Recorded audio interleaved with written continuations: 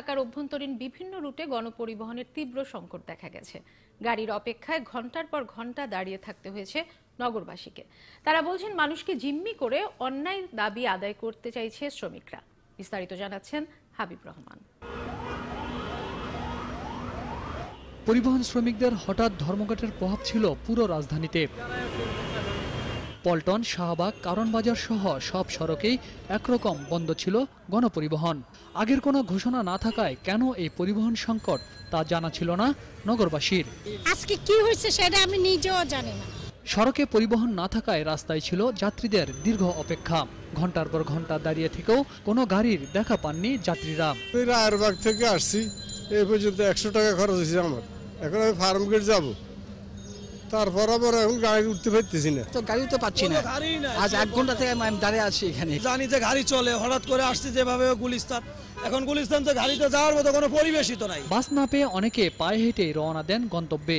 হাতে গোনা কয়েকটি বিআরটিসি বাস চালু থাকলেও ঝুঁকি নিয়ে তাতেই উঠতে দেখা গেছে যাত্রীদের। বাস পাচ্ছি না, এখন কি করবো, এই জন্য পায়ে হেঁটে যাচ্ছি আমরা। পায়ে হেঁটে ছাড়া কোনো উপায় নেই, এইভাবেই রওনা করছি। এখন দেখা যাক। যাত্রীরা বলছেন, মানুষ হত্যার দায়ে একজন চালকের যৌক্তিক সাজা হলেও সাধারণ মানুষকে জিম্মি করে সাজা কমানোর দাবি করাটা রীতিমতো অন্যায়।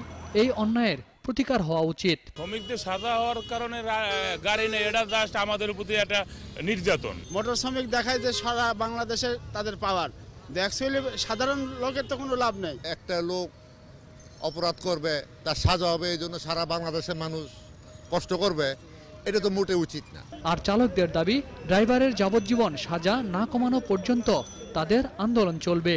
বর্তমানে যে আইনগুলো করছে, যে ড্রাইভারের হয়তো যাবজ্জীবন বা ফাঁসি, এগুলার থেকে যদি না হয়, এগুলা না হলে বেশি ভালো মনে করি আর কি। আমরা এটা কতদিন, এটা কোনো শিওর নাই। সে আমাদের ড্রাইভার মুক্তি দিবে, আমরা ছেড়ে দেব। আদালতের রায়ের বিরুদ্ধে এই অন্যায় ধর্মঘট এবং এর ইন্ধনদাতাদের বিরুদ্ধে দ্রুত ব্যবস্থা নেয়ার দাবি সাধারণ মানুষের। হাবিব রহমান, ৭১, ঢাকা। একটি দেশ, 17 কোটি জাগ্রত হৃদয়ের বাংলাদেশ। লক্ষ্য একটাই, এমন এক সৃষ্টি যা গর্বে ইতিহাস প্রতিষ্ঠা করবে স্বপ্নের বুনিয়াদ।